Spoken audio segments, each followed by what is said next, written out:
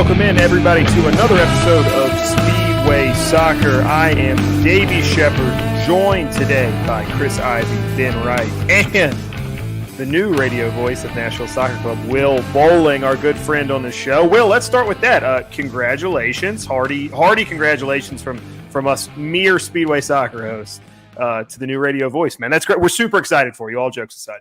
Thank you. No, I really appreciate you guys, and it's been fun to see this club grow since day one, along with each of you.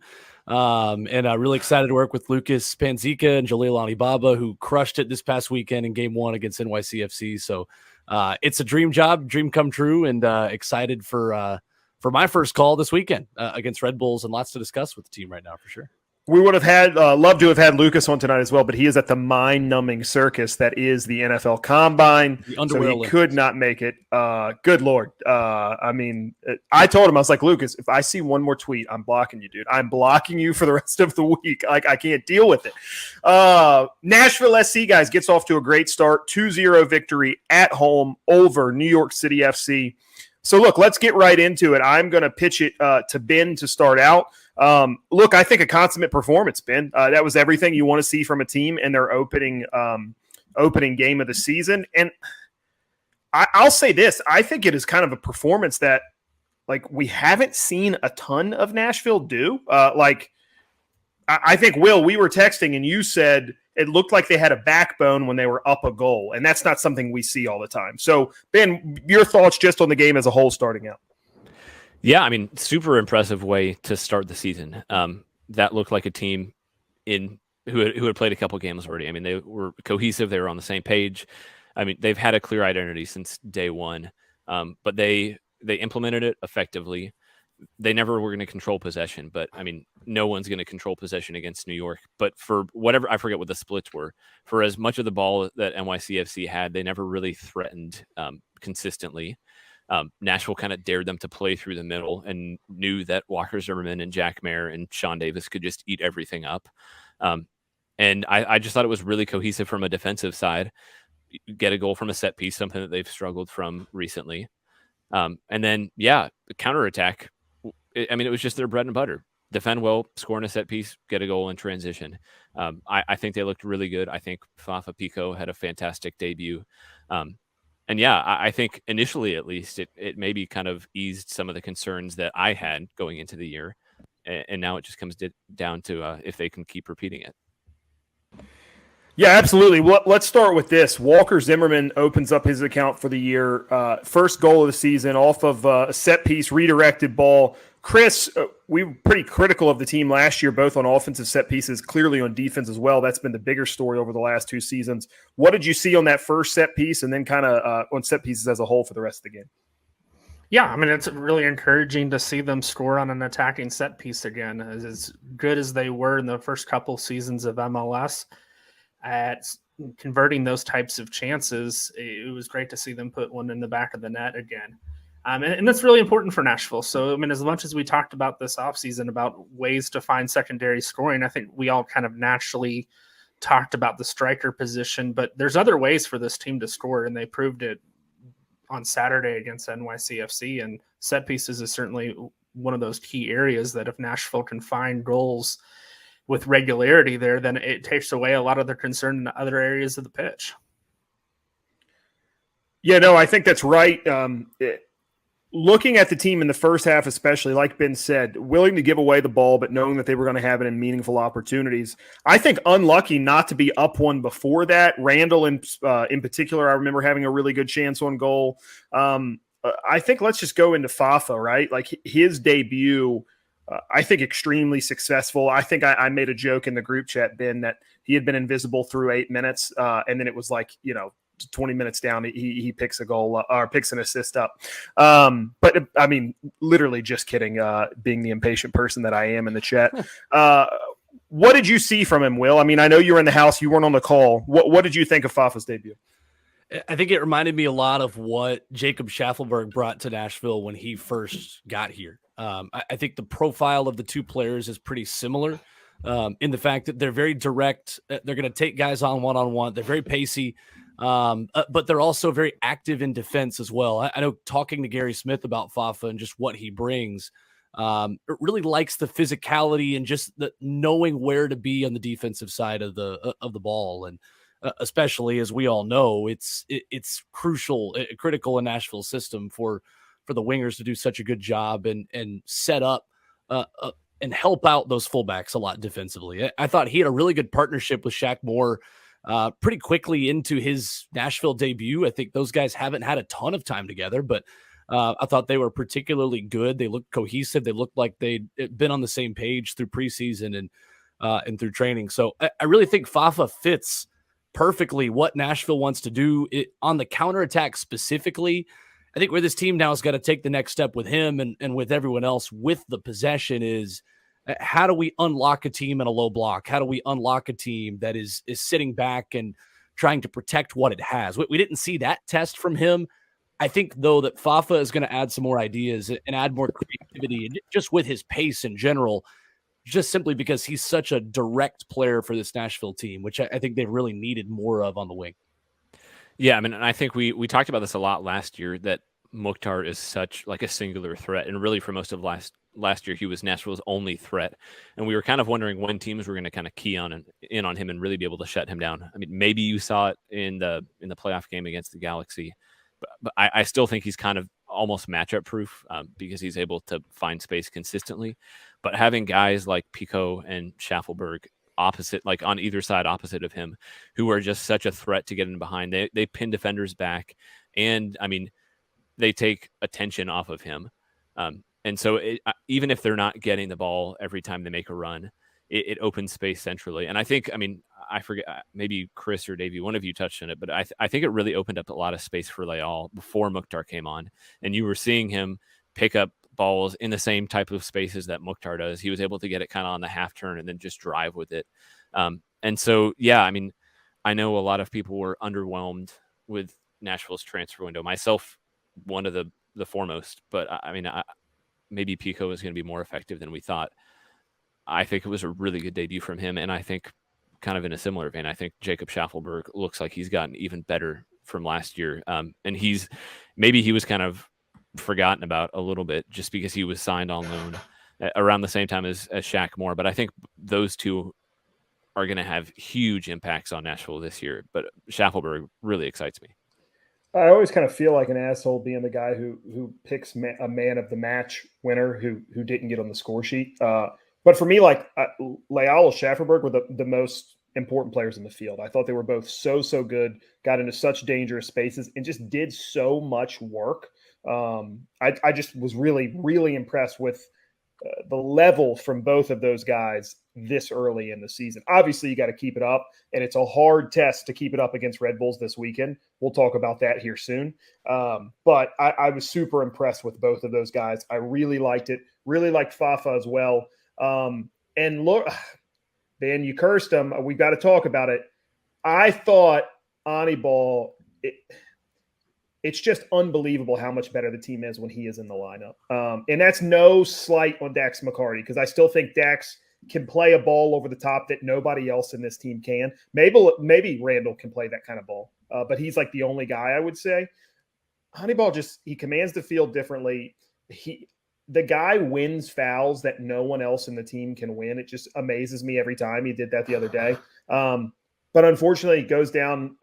It looked to me like a separated shoulder. We have zero medical information to back that up. And you know how this league is with injuries. I'm not going to go into my normal complaints here. I'm not going to do it. You're not going to get me to do it. But we will find out that Anibal is healthy when he starts the next match, okay? So that's the only time you're actually going to know that he is healthy. So really impressed with the performance from him as well. And again, I just thought, I don't know what else you can ask for from a team in week one. I guess Seattle, right? We'll go into the league results as a whole. I guess 4-0. You can ask for that. Really impressive performance all around. Before we move away, I don't know that I want to move away yet. I want to touch on just a few other things. I will say this, the most noticeable thing to me right off the bat, it looks like Jack Mayer has aged 5 years and put on 35 pounds of muscle. Like, he went from looking like a young guy to like an absolute stud. Like I didn't even think it was him at first. I was like, who in the heck is that? I mean, I thought he played a great game, but he just like looks like he is maturing into that long-term center back that this team needs him to be. You took him as high as you did in the draft. So really impressed with his game and just where he looks physically at this point in the season.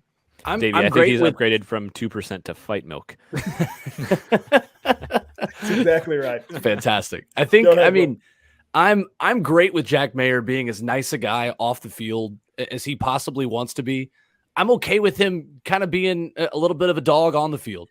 And I think this is a larger discussion too about Nashville going back to the Eastern Conference, but how quickly we forget how fun of a rivalry NYCFC and Nashville is. I know this is one of Davey's favorite rivalries that we've discussed on the Nashville Soccer Show for years, but Jack Mayer was one of the key characters in that part of this story. I mean, when Hani Mukhtar gets upended at the end of this game by the public enemy number one of Geodis Park and Chanot at the end of this game, I mean, Jack Mayer is chest to chest with New York players after a lot of these hard challenges, and New York was very, very boisterous in a lot of their challenges. I think they remembered that this was certainly a rivalry as well, but that was the biggest thing I noticed from this entire game was Jack Mayer. I thought he was confident in his tackles.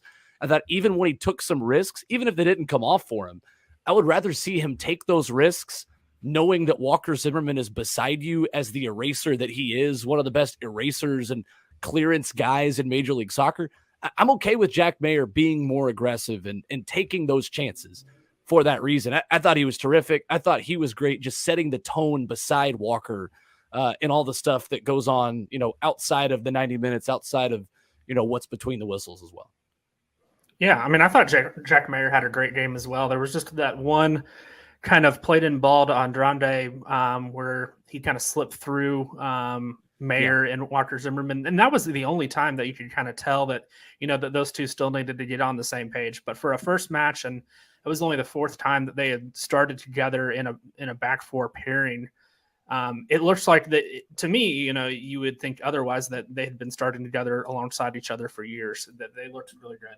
The one thing I would say just kind of in the match in general is just, it was a great performance, but I would say, we have a tendency of doing this with MLS of reading too much into week one results. We got really lucky about when we caught NYCFC. They're still missing a lot of guys, still a lot of guys who they haven't replaced, who were lost from last year's team. We saw today and then since back another added piece that will certainly strengthen that squad. This just set up really well for Nashville, and kudos to them for taking advantage of it and marking a 2-0 win. But the road's going to get a little bit more difficult from here on out. Forgive me for the sloppiness here, but the homeboy that was wearing number 80 out there the other day was struggling. I mean, I don't know that you're going to see that level of performance in midfield the rest of the year. That was tough. I mean, if you're a New York City fan. Also, real quick, shout out New York City FC. Wonderful traveling support. Filled up the whole section up there in the sliver. They slit right up above from me. Is that still right next to you, Will? Is that still like right on the edge of your season tickets? No, it's on the other end because I'm still opposite end. Okay, gotcha. Yeah, we're in like right on midfield, opposite club level. Okay, perfect. Yeah. So I hear them, and I thought it was a great performance. Ben, you had one thing to add, I think. Yeah, I mean, kind of related. I thought it was just really fun how the crowd went after Maxime Chanot for the entire game. And that's something that we haven't seen. And I mean, maybe it's not a big deal, but to me, it showed like a level of buy-in and like even awareness from a still pretty new soccer crowd that we just haven't seen before, for fans to pick out a guy who was clearly, complaining to the ref. He was going down easily. He put in a couple tackles of his own. I mean, that one on Mukhtar towards the end of the game was by far the most blatant, but I mean, he had been doing stuff like that all game. And just for the crowd to be as aware and understanding, it just felt like they got it in a way that we haven't seen before. And for me, that was just exciting to see kind of that development and maybe a little bit, I don't want to say maturity because it sounds a little bit pretentious, but it felt like the crowd really got it. And that was fun to see. And I think it made it a better atmosphere. And I'm sure Chanot, I mean, he won't say it, but I'm sure he loved it. And that's just the kind of stuff that makes games fun to go to. So more of that, please. I thought the exact same thing. And I thought so specifically too, when you see Hani Mukhtar running back to the bench after finishing his warm-up, and there's like a roar around the crowd because they knew that he had finished his warm-up and was about to come on. And then you have the MVP chant as he's like getting ready to come on. And then it just every time Hani Mukhtar had the ball at his feet for those 15 minutes, there was a buzz in that crowd. It was really cool to see. I think Nashville soccer fans learn more about this team, learn more about the game than they did last year. And just sitting with my brother too, I think I could speak for him comfortably saying that we had the exact same conversation in the moment, Ben, just about, I feel like this city is taking to this team. I don't want to talk down to people and say like, oh, you're learning soccer. Good for you. Like, I think beyond that, you're learning this team and the culture around this specific club. That to me is really, really cool. And I think the appreciation of Hani specifically, and even Randall, as he's being subbed off after a great performance, I think was really noteworthy too. Yeah, I couldn't agree more. I think the crowd really hit a different gear when Hani kind of entered the field, which I thought they'd been great the whole game. So it was a noticeable uptick when he came onto the field. And you're right, Will. He's just got that vibe right now. I kind of cut my teeth watching pro sports in the younger Alex Ovechkin years at what was back then Verizon Center. And it just, when he got the puck, it was like you thought he was going to score every single time. Right now, when Hani's running at people, he's got the ball going forwards towards goal. You think either he's going to score or he's going to assist. You saw that in this game, right? 3 players suck to him as he makes that run, starting right before midfield. He draws people in, and Schaffelberg's on the back door, standing right there by himself. And the guy's unbelievable, dude. He is such a good player. And deserving of all the accolades that he's gotten. I couldn't agree more about Chanot. I just thought it was awesome. And I think you're right, Ben. I bet you he absolutely loved it. I bet you he was like, this is what it's all about. Everybody here hates me. Obviously the result didn't go the way that he wanted, but I mean, I thought it was great. And you're right, Will. I think I've said this a long time. I think Orlando and New York City FC are the only 2 authentic rivalries that Nashville SC has developed. I think you could probably lump Atlanta in there. There's been some pretty tight games there. But Orlando and New York City have come to a tenor on the field that we haven't seen against any other club. And this was another example of that. I think it is great to be back in the Eastern Conference and great to start the season out with a 2-0 victory. Last year, Nashville 1-1 at home, I believe. 1-1 at home to start the season. I think starting the season in general was a 1-1 away to Minnesota last year, right? No, last year it was 1-0 Seattle. Godoy. Oh, that was the first game. Okay. Yeah. Okay, that's right. You had 8 road games start the year last year. Yeah, right. I was mixing this. I think Minnesota must have been the second game. Then. Second game, right? Yeah. Yeah, so but no, great way to start the season. 2-0 victory at a stadium. I know we go back to the Nissan Stadium history. Nashville struggled at home last year. They didn't do what you would expect them to do at home. This is a great start. Like Chris said, hey, not the opponent kind of the opponent you would dream up, right, to start the season against a team in transition the way that they are. They're going to be better later in the season than they are now, you would imagine. But hey, how many times have I got on this podcast and said Gary Smith teams disappoint against the worst opposition? They did not do that Saturday. They went out there and controlled play against a team that they point blank are better than and earned all 3 points. And I couldn't ask for more than that. I left the stadium thrilled with the performance, thrilled with the atmosphere. I just thought it was great. Weather held out. Thank God. That was wonderful. No rain. That was just a good start. So very, very pleased with it. Head to New York this weekend. So you play a team from New York at home. Now you head to play the other team from New York on the road. We're going to touch on them in just a minute. But first, guys, let's talk about league results as a whole. And I think probably the safest place here to start here, the most surprising result is New Boys, St. Louis FC. St. Louis City, but you have to yell City because it's City an SC. There you go. St. Louis City SC. SLC SC. Okay, St. Louis City. They go on the road to Austin. Again, not an easy place to play. Get a 3-2 victory. Again, talk about starts to the season. They could not have dreamed up a better start than that. Hard place to play. Good team. You're on the road. Your very first game. How many teams have we seen get absolutely walloped in their first game? They go on the road and get a 3-2 victory. Anybody watch it live? I caught the second half. I didn't see the whole thing. Thought Austin, look, absolute howler from Keller, right? The center back. Isn't that Keller had a nightmare. Yeah. Like, I don't know how much you can do with that. I saw the team kind of like put out a statement saying, hey, look, stuff happens. We get it, which is great to see. They were kind of bad at center back last year. Somehow I feel like they might be worse this year. Well, and they just lost Cascante too, who he came off. It was early in the first half. Keller replaced him. He's going to be out for a while. Austin overperformed last year, and I think a lot of people were kind of expecting them to come back to earth. I'm not saying it's going to be like this all year, but I think they'll have a lot of trouble replicating what they did last year. To be fair, though, Driosi scored already an early goal of the year contender. Crazy. So he's going to be in the MVP race again. Absurd, dude. That chip was ridiculous. With his weak foot. I mean, ridiculous. Is homeboy that scored the brace for St. Louis, is that one of their DPs? Yeah. Yeah. Okay. Well, DP in name only. I mean, he's not really, a big transfer. They're a team of DPs, Chris. Yeah, they're a team of DPs that haven't focused on big money guys. But right. Klaus, the Brazilian German, dual national striker. Great performance. Great performance from St. Louis. And I think what a great way to start the season for those guys. Other one that caught my eye, I just don't know what to make of Atlanta United. 2-1 win over San Jose. Almeida scores in, I think, the 97th minute or something like that. It was very, very late. 93rd and 97th. Yeah. There you go. I just I don't know that they've been actually good since Nashville has been in the league.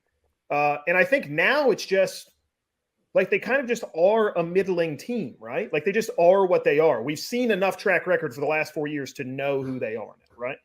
Yeah, I think that's fair, but I think too they have Thiago Almada, who might end up being one of the 2 or 3 best players in MLS this year. I mean, everybody knows he was on the Argentina World Cup roster. He's clearly talented, but I don't think he's ever really put it together.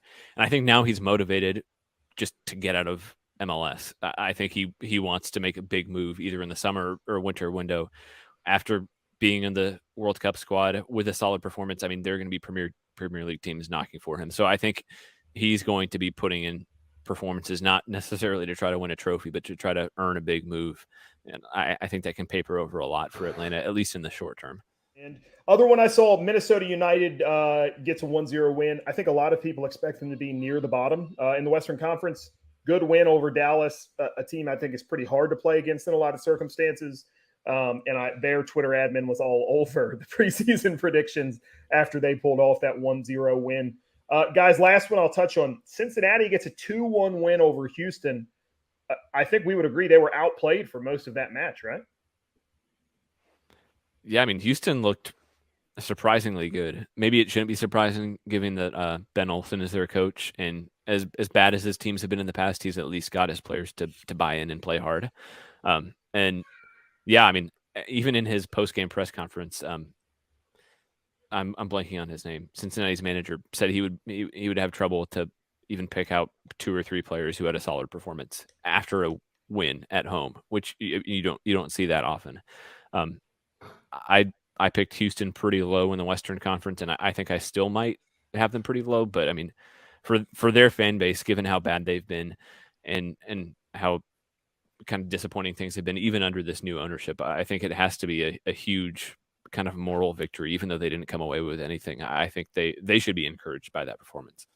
Pat Noonan, the answer you're looking for. Pat Noonan and Pat Onstad for Houston. I got the two mixed up and just went with neither. Not Job Stam, not the guy that was put in the graphic on accident that one time when they hired him or didn't hire him. So ridiculous. I thought it would have been hilarious if that was an Eric Ten Hag picture, but love it. Pointing towards the weekend, Nashville SC travels to the state of New Jersey to play the team from New York. There he is. Red Bulls is a difficult opponent for Nashville SC. Always are. I think it's been one of the worst matchups for the club since their time in MLS. I don't have the numbers to back that up. I'm sure listeners out there are not surprised that I don't have the numbers, but I bet the eye test is doing me justice there. Will, I know you're prepped. You're on the call this weekend with Jalil. Can you give us your thoughts heading into the game? Maybe some matchups within the game that you're really excited to see.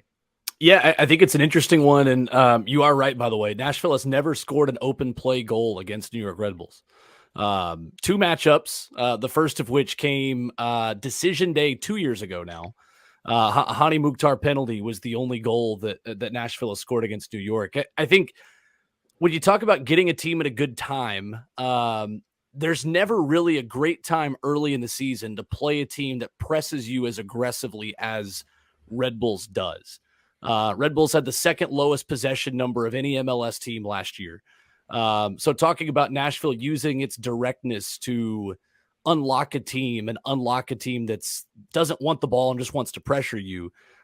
This is the master's level course in your ability to beat a team that's going to let you have possession. Despite the fact that since 2010, they're joint top in MLS with Seattle for most points at home in Major League Soccer. Red Bull Arena has been a fortress for this team. The new formation they've debuted in Orlando, the 4-2-2. You see it in Salzburg, you see it in Leipzig. It is the Red Bull way. I think the thing that's interesting for them is their new Belgian striker, Dante Van Zier. Is his paperwork, is his availability a little bit more certain at this point? This guy's their club record signing if he hits some incentives for them up top. And that's been new for them, specifically at the striker position in the days post Thierry Henry and Bradley Wright Phillips.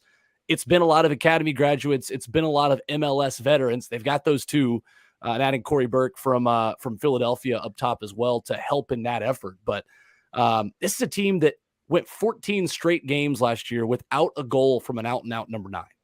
Think about that. I mean, for all the issues a lot of teams have across the league at the striker position, and they've got some great creators. I mean, Luquinhas on the right side and Lewis Morgan, who's gone through a renaissance since leaving Miami, 14 goals for him last season. I mean, they've got some creators that are really, really good in that midfield, and they've got Tolkien on the left back, who's probably bound for Europe sooner rather than later, if I had to guess, after getting his U.S. debut a few weeks back against Colombia as well. But this is a team that's going to pressure you, that's going to force you to make mistakes, and quite frankly, deserved better from their 1-0 defeat to Orlando over the weekend. So massive, massive challenge for this Nashville team. I'm interested to see what changes this group makes going into this weekend versus their last game against a New York team that went a lot better, than their last Red Bulls matchups have with the 2-0 win over the weekend. So tons of question marks, and I'm fascinated to see how Gary Smith puts his team out there.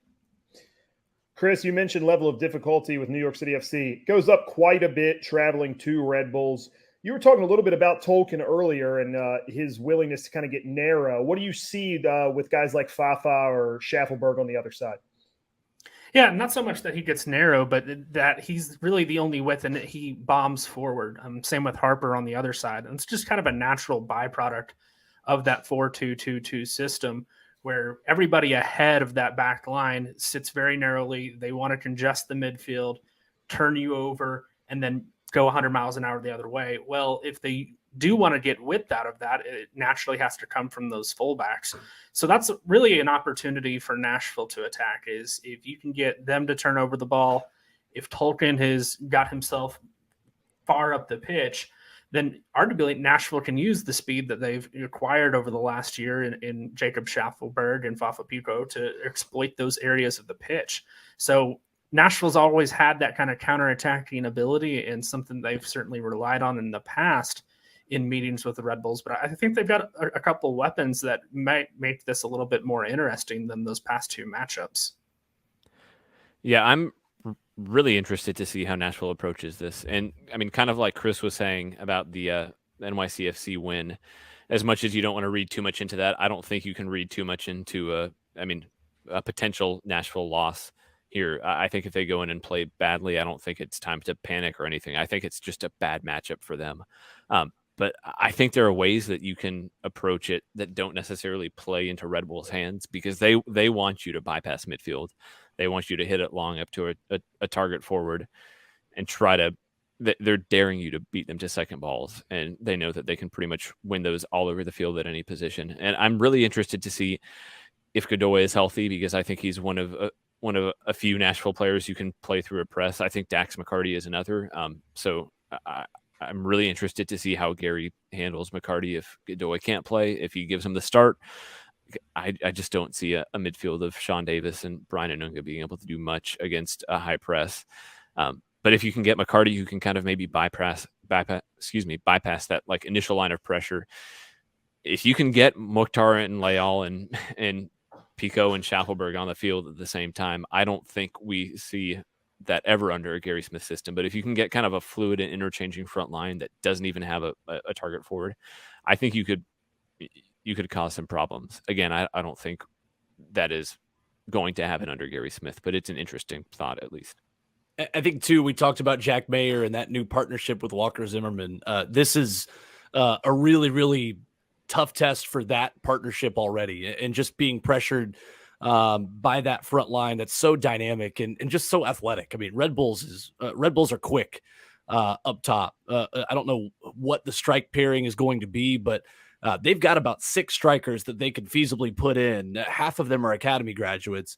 That would be really strong options and just pressing Zimmerman and Mayer. So they've got to kind of be on the same page. One name I want to throw out there that is not as much of a household name is Peter Stroud, the center midfield player who made his debut over the weekend. His brother in that game for St. Louis played a key part in that game for St. Louis, I should say. Would have been the number 1 overall pick by many analysts' account, but New York had his homegrown rights because he played there when he was 12. Kid from New Jersey, out of Duke, 2-time ACC midfielder of the year. I wonder now that he's kind of gotten his feet wet a little bit, does he get a more of a full debut, maybe 30 minutes, 45 minutes in the second half of this thing? They gave the kid the number 5 shirt, and it's his first year ever in MLS. That maybe I'm reading too much into that, but it tells you a little bit. Really dynamic playmaker in the midfield, a really big name to remember, just not only for New York, but just at MLS. The kid's got a ton of talent. Well, touching on that same idea, you said got a few minutes, 20, 30 minutes.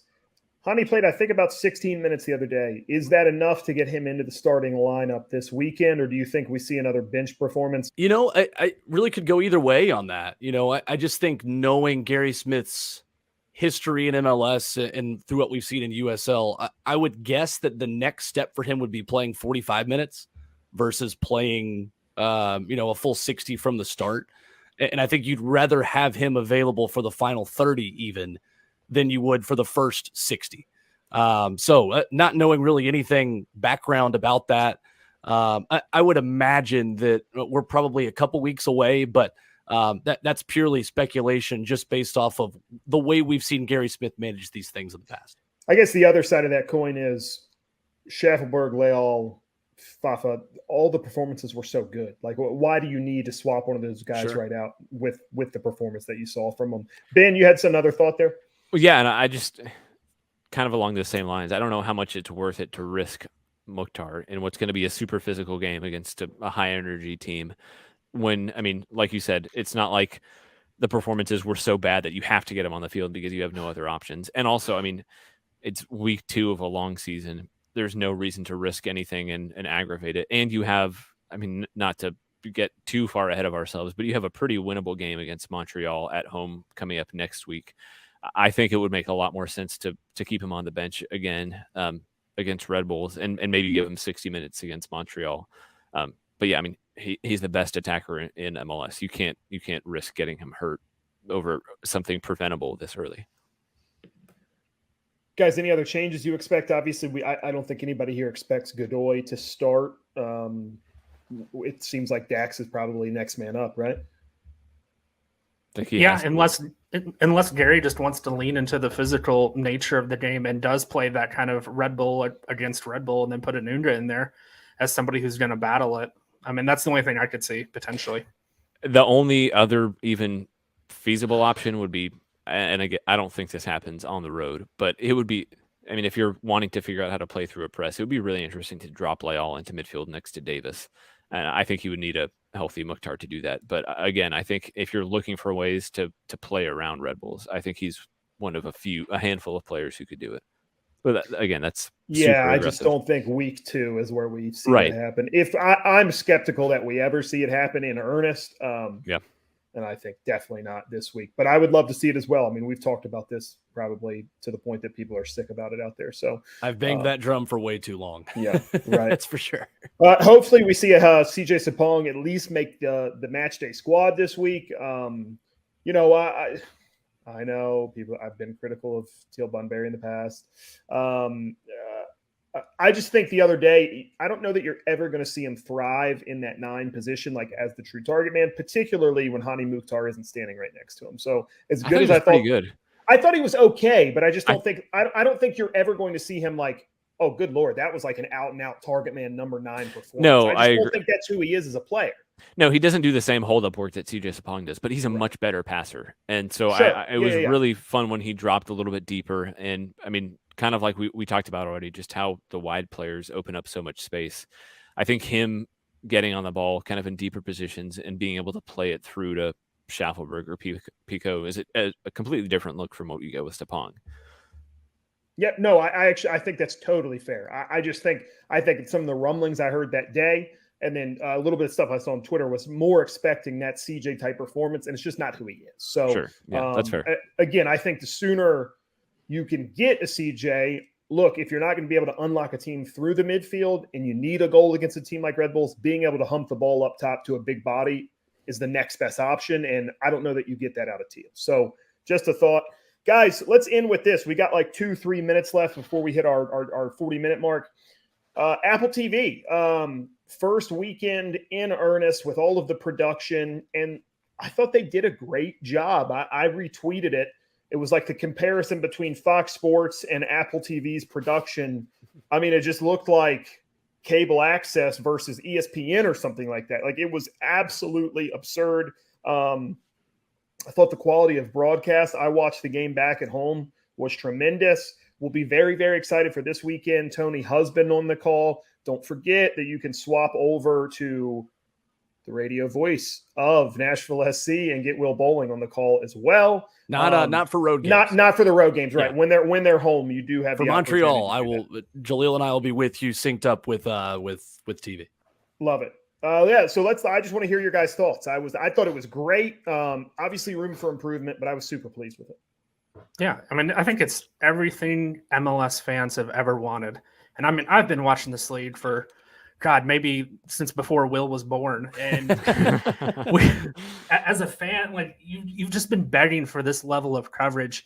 And it really does feel like the first moment that I've always thought that this is now, one of the major sports leagues in America.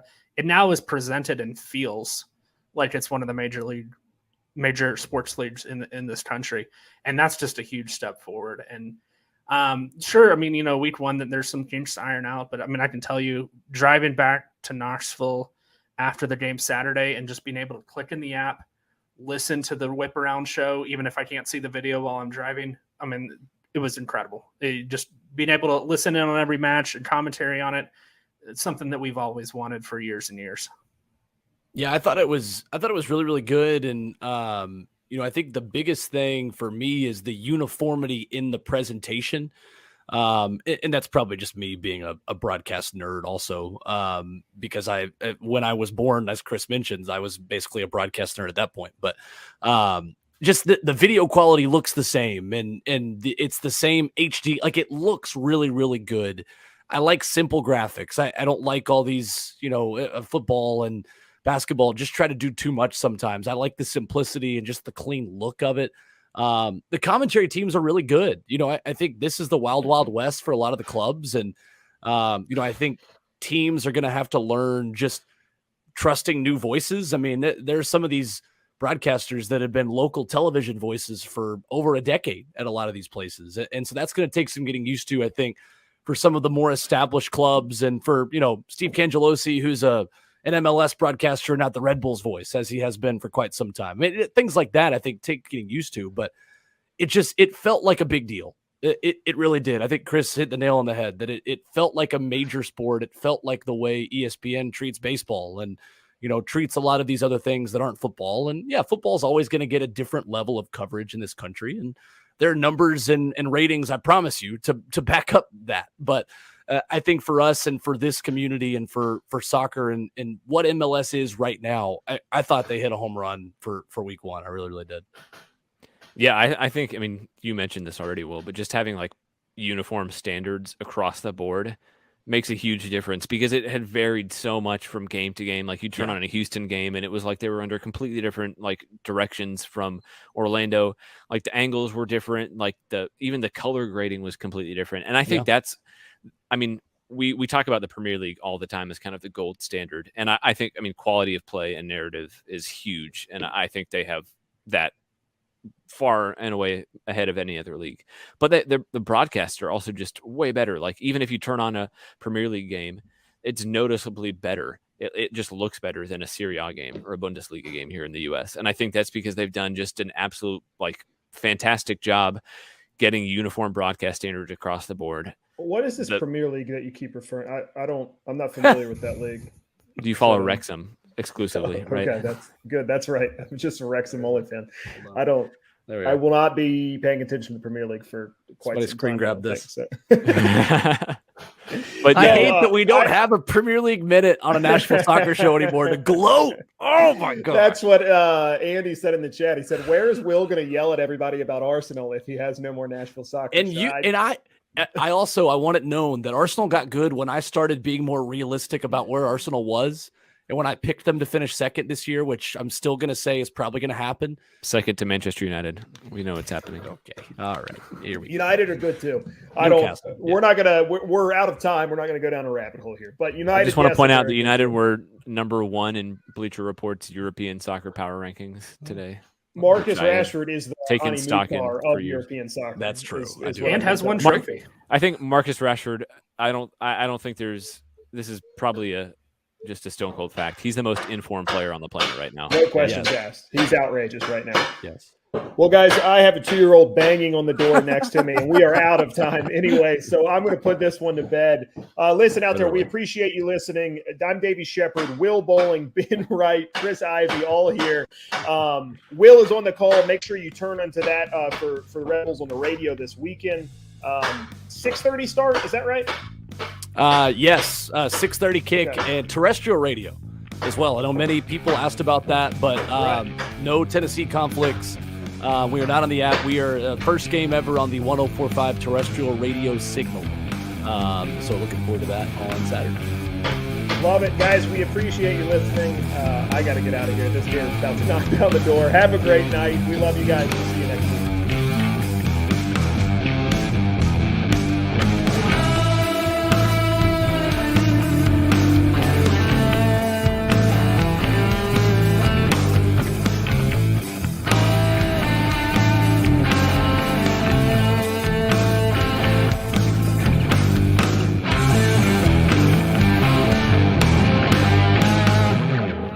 They call that going full shepherd on the podcast, is when I butcher one of my lines like that. Never go full shepherd. No.